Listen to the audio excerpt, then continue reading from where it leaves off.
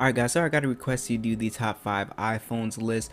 So if you are looking for an iPhone specifically, hopefully I can help. Now, I reviewed the iPhone 11, and in my review I was kind of harsh on it. I think people perceived it that way, but I actually really liked the phone. It was just a couple of things that I didn't like, which had to do with the display. But the overall phone is still really good. So the starting price is $700. It's a very nice design, very premium feeling, has a nice weight, aluminum frame, glass back. It's IP68, water and dust resistant. So you do have the liquid retina display, and here's the issue I had with it: a 6.1 inch display. Now it's got the huge notch. A lot of iPhone users actually do not care about the notch, surprisingly.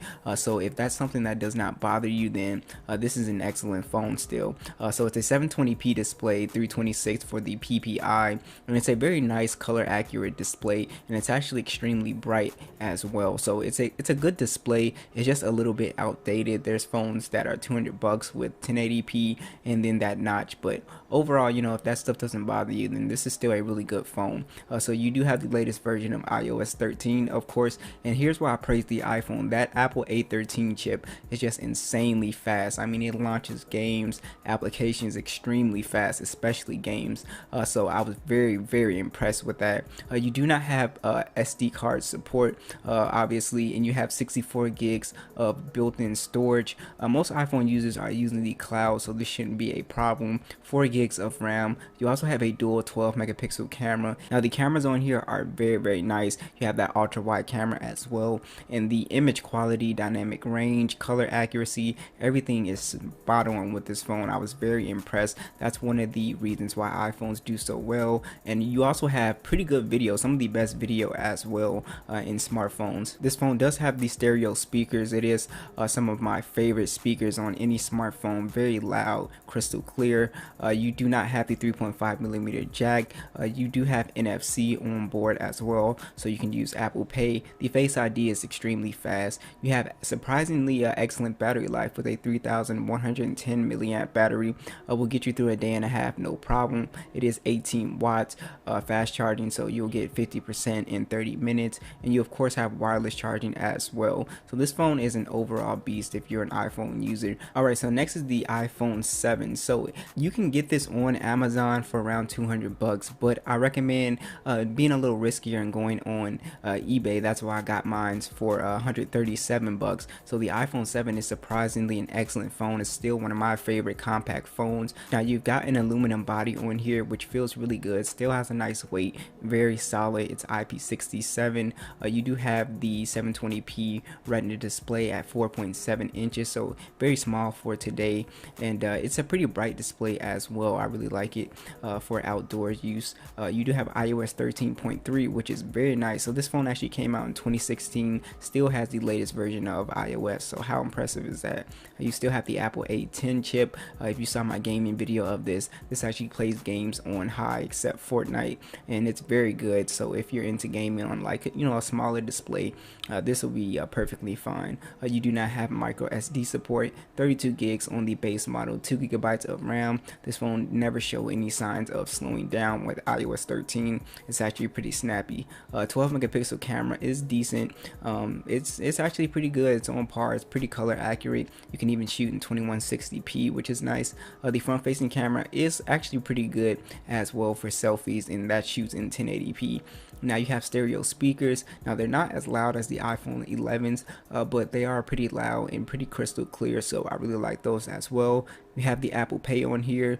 The fingerprint scanner is still on the front. You have the old school capacitive one, and you also have a 1060 milliamp battery, which will get you around 4 hours to 30 minutes of battery life, maybe 5 hours if you're a super light user. So this is one of my favorite you know, compact iPhones. Next is the iPhone XS. So I reviewed this like a year ago, and this is a awesome phone. So if you don't want to spend $700 on the 11, consider this phone for $572. Like I said, you go on eBay, you can even get it cheaper.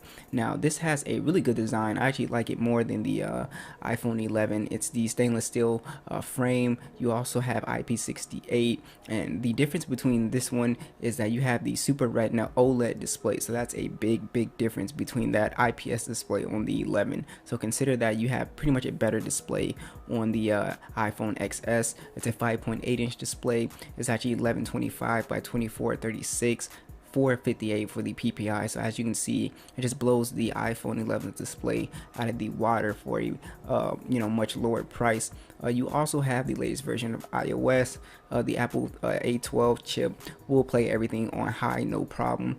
You do have 64 gigs of storage, 4 gigs of RAM, and the cameras on here are on par with the 11, but they're just not as good as the 11 in some situations, but they're on par. You have a 12 megapixel wide and a 12 megapixel telephoto lens. So as you can see, you're missing that ultra wide camera, which is going to be big for some people. It shoots in 2160p, 7 megapixel standard for the front, 1080p. You have the same stereo speakers, very loud, crystal clear. NFCs on board, Face ID. You have a 2658. This is where the iPhone 11 does beat it. You will get better battery life on that. This still gives pretty good battery life though, with 15-watt fast charging. You do have wireless charging as well. So next is the iPhone 6s. So you can find this on Amazon for $132. So this is a really good one as well. So it has the aluminum body, same as the iPhone 7. It has the IPS display, 4.7 inches, 720p, 326 for the PPI. Now this one also does run the latest version of iOS 13.3. It has the Apple A9 chip, which is still capable of doing gaming just fine and stuff like that. You will have a 16 gigabytes of storage, which is pretty low for today. So I would kind of rely on the cloud if you're going to use this phone. 2 gigs of RAM. You also have a 12 megapixel camera, which is decent. It's on par with like $200 budget smartphones, $150. So it's not a bad camera at all. Still 2160p, 30 fps. You also have a 5 megapixel standard that shoots in 1080p. Now this one does keep the headphone jack, which is going to be big for some people. I know it is for me. You also have NFC, Apple Pay only.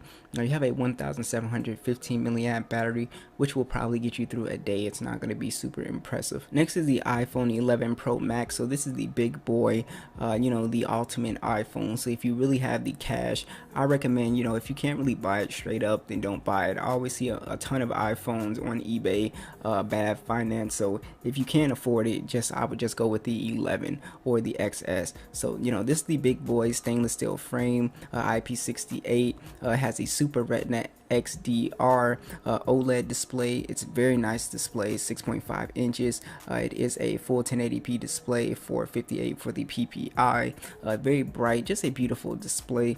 Of course, you have the latest version of iOS. You have the Apple A13 Bionic chip, very fast, will play all the latest games, no problem. 64 gigs of storage and 4 gigs of RAM. Now this is where this phone shines. You have a 12 megapixel wide, 12 megapixel telephoto, and a 12 megapixel ultra wide. So this is just going to be a beast for taking photos and videos. Has take some of the best photos and videos on any smartphone. It's up there with the Pixel 4. You do have a 2160p resolution for video. The selfie camera is very good as well, 12 megapixels, also shoots in 2160p. Beautiful stereo speakers.